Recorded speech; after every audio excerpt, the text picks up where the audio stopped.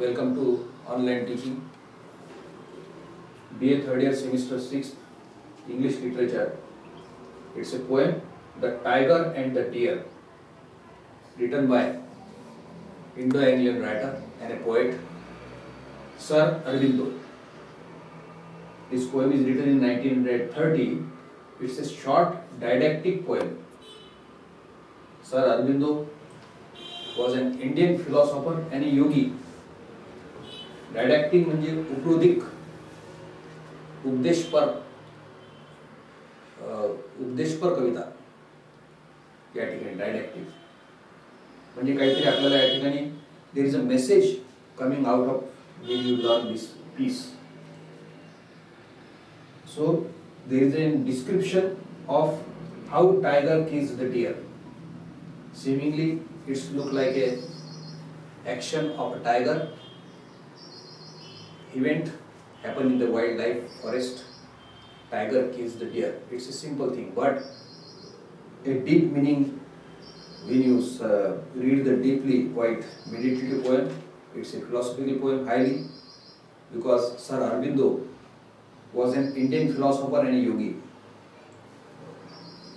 He was having a spiritual ideas for practice of integral yoga, and that he developed. There is an introduction part, and coming to the introduction to the poem, The Tiger and Deer is a short didactic poem. Didactic म्हणजे बोधात्मक, and later revised in 1942. It depicts the dual aspect of nature. निसर्गाचे दोन रूप दाखवलेले आहेत.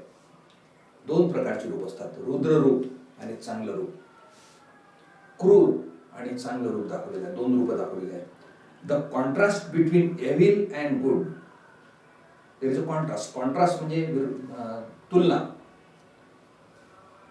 Between malign brute force and tender hearted gentleness.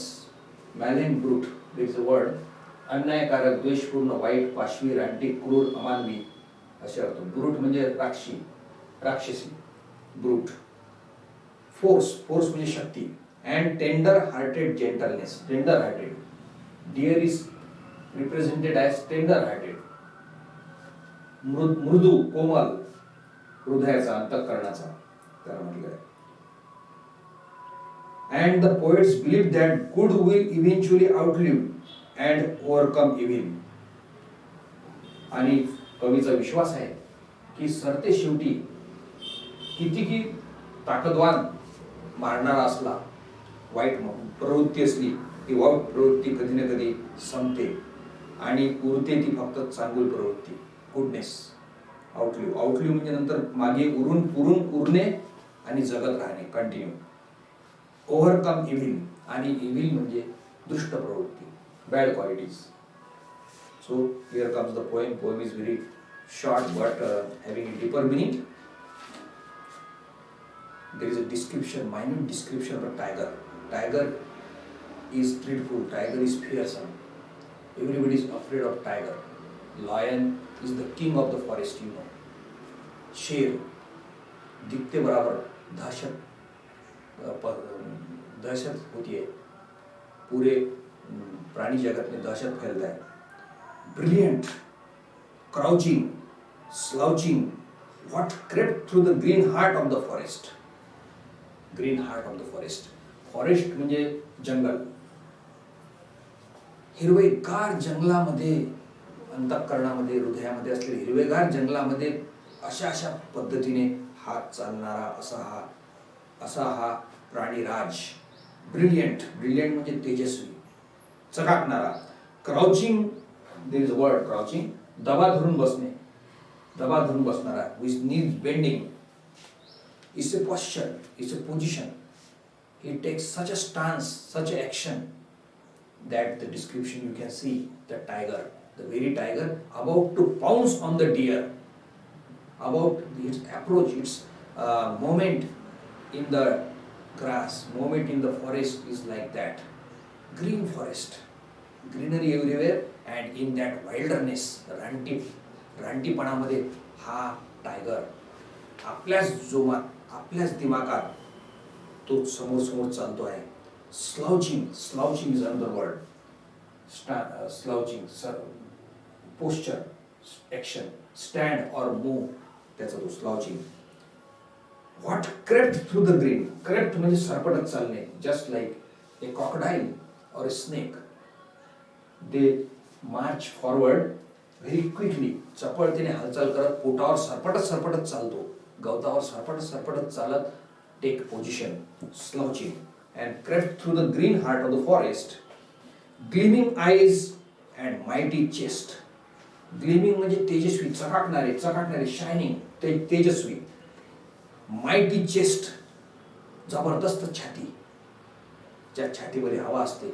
Tremendous power and force, that is the chest. Mighty chest, मोठ्या दिमाखाने, मोठ्या अभिमानाने. The tiger is proud over his force, might, pause and breathing. And soft soundless pause of grandeur and murder. There is question mark.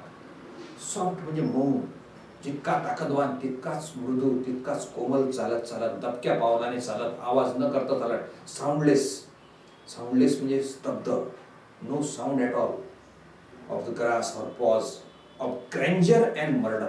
ग्रँजर मोठ्या मोठ्या भव्यतेने, दिमाखाने, majestic, huge. And murder means एका विशिष्ट उद्देशाने. The tiger was murderous.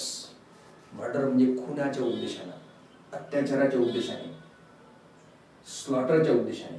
The poem describe the slaughter of the deer, slaughter of the deer by tiger. So the deer becomes the victim of the tiger. That's the description. Coming to next line. The wind slipped through the leaves as if afraid, lest his voice and the noise of its steps perturb the pitiless splendor. The wind slipped through the leaves. जी कोणती त्या ठिकाणी हवा वाहते पानांमधून, ती हवा सुद्धा घाबरलेली असं दाखवलेलं आहे. पानांवरून हवा जाताना ती हळूवारपणे जाते आहे हवा. Slipped through the leaves as if afraid, ती सुद्धा घाबरलेली आहे. लिस्ट इट्स व्हॉइस, व्हॉइस म्हणजे आवाज. त्या पानावरून जाणारी हवा सुद्धा हळूहळू वाहते आहे, अन्यथा आवाज होईल आणि तो जो टायगर जो अटॅक करून राहिला डिअरवर तो होणार नाही. इतकाच हवा रीतीने तो वातावरणाचं वर्णन केलं आहे. Atmosphere, see the atmosphere, the exact description of the position. Pause of The wind slipped through the leaves as if afraid lest its voice and the noise of its steps. त्याचे दबके पावले, वाघाचे पंजे, त्याचा आवाज गवताचा होईल, इतक्या दबक्या पावलांनी तो चाललेला आहे. Perturb the pitiless splendor. Perturb म्हणजे डिस्टर्ब. Pitiless splendor. Pitiless म्हणजे दयाळू, निर्दयी. पीटी म्हणजे दया आणि लेस म्हणजे निष्ठुर. स्प्लेंडर म्हणजे भव्य, दिव्य, मोठ्या दिमाखाने. स्प्लेंडर. पटप, आवाज होऊ न देता, very silently it marches forward towards its target, towards its aim. Tigers aim was to kill the deer and making no noise at all, soundless. Hardly daring to breathe. अशा प्रकारचे शानदार हा समोर जात असतो. टायगर जात असताना तो सुद्धा स्तब्ध, श्वास रोखून असतो आणि त्याच्या विरुद्ध जो डिअर असतो तो सुद्धा श्वास रोखून असतो, तो सुद्धा दबक्या आवाजात असतो. Hardly daring to breathe. तो हिम्मती करू शकत नाही ब्रीथ, कारण breathing also, when you breathe out, breathe in, there is respiration and respirating, there is sound produce. But the great beast crouched and crept. परंतु हा जो मोठा रानटी शोर मचाते हुए, क्राउच्ड अँड क्रेप्ट, तो जातो, समोर जातच आहे, तो सरपटून जातो आहे, तो दबा धरून बसतो, समोर समोर मार्गक्रमण करतोच आहे, आक्रमण करण्याच्या तयारीत आहे. And crept and crouch A last time, noiseless fatal. आणि शेवटचा झडप मारतो. इट पाउन्सेस. क्रेप्ट हळू जाऊन एकदम शेवटची धडक मारतो, लास्ट टाइम, नॉइसलेस फॅटल. आणि असा झडप मारतो की नंतर आवाजच नाही, स्तब्ध. फॅटल म्हणजे खतरनाक, फॅटल म्हणजे प्राणघातक, फॅटल म्हणजे फारच मोठा प्राणघातक आवाज, प्राणघातक. अटॅक करतो. It attacks on the deer till suddenly death leapt on the beautiful wild deer as it drank. एकदम अटॅक करून सरते शेवटी त्या हरणाचा तो गळाघोट घेतो आणि त्या मृत्यूला बाध्य करतो. डेथ लिफ्ट, लिफ्ट म्हणजे उडी मारणे. On the beautiful wild deer as it drank, as it drank unsuspecting from the great pool in the forest coolness and shadow. मारल्याबरोबर त्याचा गळा घोट घेतल्यावर रक्त पिऊन घेतो. रक्त पिल्यानंतर अनसस्पेक्टिंग, हरणाला त्याची शंकाही नसते. हरणाला कोणत्याच प्रकारची शंका नसते की असा आपल्यावर अटॅक होईल आणि आपला प्राण जाईल. हा त्याचा unsuspecting from the great pool. हरिण पाणी पित असते. पूल मीन्स डबकं. पूल म्हणजे water, water tank, water tank. There is name pool, तलाव, डबके, पाणवठा. पाणवठ्यावर हरिण पाणी पित असते. Such innocent, such a kind. She was the deer was thirsty. She wants to quench her thirst, but suddenly by that attack it fall in the blood, pool of the blood, and the tiger drank the blood from his unsuspecting from the great pool, the forest coolness and shadow. अशा प्रकारच्या पूर्ण सावलीमध्ये, फॉरेस्टच्या सावलीमध्ये, झाडांमध्ये, there are trees and under the shadow these deers used to drink the water. While drinking water, they were unknown, completely unknown, and they never suspect such a danger will come, fatal danger will come. Coolness and shadow. अशा सावलीमध्ये मस्त थंडगार आपली तहान भागवत असताना and it failed and torn, आणि ते पडते आणि त्याला फाडून टाकले जाते. टॉर्न म्हणजे फाडून टाकणे. Tear into pieces by the great mighty tiger, died remembering its mate, left soul in the deep woodland. मरताना त्याला एक फार चटकदार अनुभव येतो. त्याला आठवते मरताना त्याचा कोणा साथीदार आठवतो, प्रियकर आठवतो. त्याचा साथीदार जंगलामध्ये तो असतो, त्याची त्याला आठवण येते. या हरणाला जेव्हा तो मरतो तेव्हा साथीदाराला आठवून त्या साथीदाराचं नामस्मरण करून तो एकटाच उरतो. Left sole in the deep woodland. आणि जो दोघांची ताटातूट होते तो तिकडे जीवन, तोही एक उरतो आणि हाही उरतो. तो विभक्त हाही विभक्त. या ठिकाणी हा याला मृत्यू प्राप्त होतो आणि दोघांची ताटातूट होते.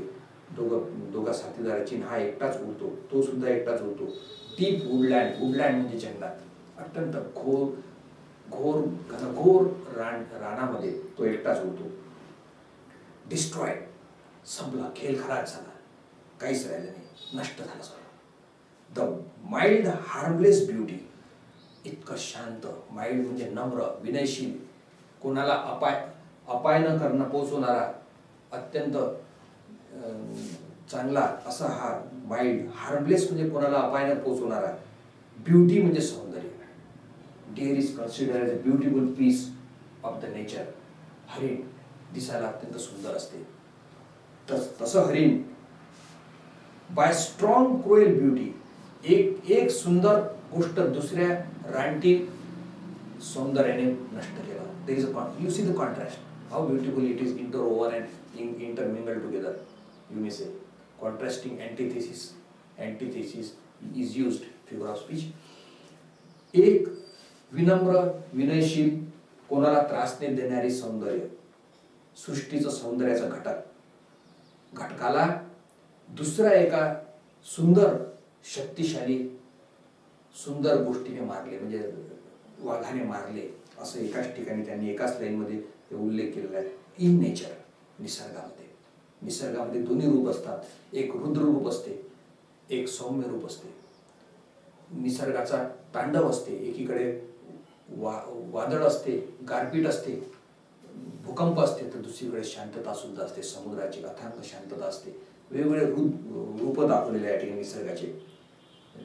Dear and tiger is nothing but the part of the nature. We are also part of the nature. But a day may come, the day may yet come when the tiger crouches and lives no more in the dangerous heart of the forest. परंतु कवीला असा विश्वास वाटतो की आज जरीही वाघानं, शेरनं किंवा लॉयननं या डिअरला मारलेला आहे, तरी एक ना एक असा दिवस येईल की हा वाघ हरणाला मारू शकणार नाही. A day may yet come when tiger crouches and lives no more. तो कधी असा दबा धरून, उडी मारून, छलांग मारून तो कधी मारू शकणार नाही. In dangerous heart of the forest. आणि अशा प्रकारचा या हार्ट फॉरेस्टच्या अंतःकरणामध्ये, फॉरेस्टच्या हृदयामध्ये तो असा गोंधळ घालून दहशत पसरू शकणार नाही. ॲज ज्याप्रमाणे the mammoth shakes no more the plains of Asia. ज्याप्रमाणे पूर्ण आशियामध्ये मोठमोठे महाकाय, विशालकाय हत्ती, डायनोसॉर सारखे प्राणी जे होते ते नामशेष झाले. ते exist no more. Even the biggest animal like elephants, they were no more in the plains of Asia. आशियामधल्या खंडामध्ये अनेक उपनगरामध्ये असे झालेले आहेत. ते सुद्धा त्याप्रमाणे सुद्धा ह्याची गत तशीच होईल टायगरची. तो कधी असा प्रकारचा धुमाकूळ करू शकणार नाही, दहशत पसरू शकणार नाही. Great pools in the leaves shadow. Still then shall the beautiful wild deer drink from the coolness of the great pools in the leaves of shadow. आणि मग तोच नसेल तर मग हा जो डिअर आहे, ज्याला तहान लागली होती दिवसभरातून, तो पाणी पिताना तो कधीही चुपचाप शांतपणे सावलीमध्ये जाऊन पाणी पिईल चुपचाप, आणि त्याला कोणी त्रास देणार नाही. तो आपली तहान भागून घेईल आणि त्याला कोणताच धोका होणार नाही. त्याला पाणी पिताना कोणी मारणारच नाही, त्याला कोणी मारणार नाही. ज्याप्रमाणे श्रावण बाळाचं उदाहरण तुम्हाला माहित आहे काय झालं होतं. गत श्रावण बाळाच्या वेळेस त्यांच्या वडिलाला बाण लागला होता. या ठिकाणी तुम्हाला उल्लेख झाला असेल. That was the another part. पौराणिक कथा आहे ती, परंतु या ठिकाणी हे आठवते. Still then shall the beautiful wild deer drank from the. नंतर मग पाणी पिईल. The mighty perish their might, the slain survive the slayer. These are the two beautiful catchy lines, attractive lines that summarize the entire poem. Concluding lines are very, very thoughtful. The title is Tiger and the Deer, two contrasting animal creatures. These are the creatures, but the concluding lines are highly philosophical. As long as many readers may derive from their own conclusions. You can see there is an optimistic note also. You can see आशावादी notes इथे या ठिकाणी छलकते. या ठिकाणी तुम्हाला वाटेल की मारणारे जो असतं, मारने वाले से डियर टाइगर से बच जाएंगे. या ठिकाणी एक mighty perish in their might. जे शक्तिशाली होते ते त्यांच्याच शक्तीमध्ये मरून जाते, त्यांच्याच गुर्मीमध्ये, त्यांच्याच अभिमानाने, त्यांच्याच शक्तीमध्ये गुण. जसं टायगर आहे, त्यांच्या शक्तिशाली अभिमानात, दिमागात ते मरून जाते. Mighty. The slain survive the slayer. परंतु हे जे स्लेन म्हणजे जो मेलेला आहे व्यक्ती, त्या मेलेला एक बरी जाईल, परंतु त्याच्यानंतर दुसरा वाचणार आहे. त्याच्यानंतर येणारी पिढी वाचणार नाही. कारण की जे उर्मित होते, जे गुर्मित होते, जे शक्तिशाली होते, tiger is represented as a strong. Here tiger, strong, fearless, mighty, evil, death, scary and fierce and violence. Tiger represents the violence, burai, fierce and evil. There is a contrast between evil and good. In contrast with that, there is a deer. Deer represents the beauty, non-violence, symbol of goodness, virtues, optimism comes here. Where there is life, there is a death. Evil and good dwells in the life.